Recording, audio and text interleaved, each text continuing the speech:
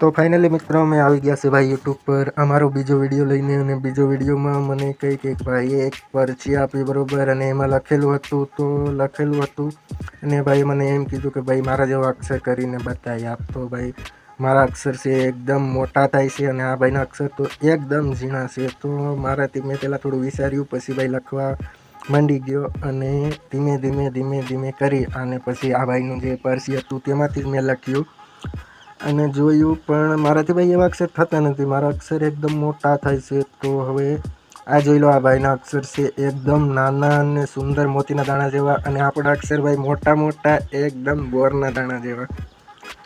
તો ભાઈ આ ચેલેન્જમાં મારે કદાચ હારવું પડશે, છતાં હું નાના અક્ષર કરવાની ટ્રાય કરું છું, પરંતુ ભાઈ જો થઈ જાય તો ઠીક છે.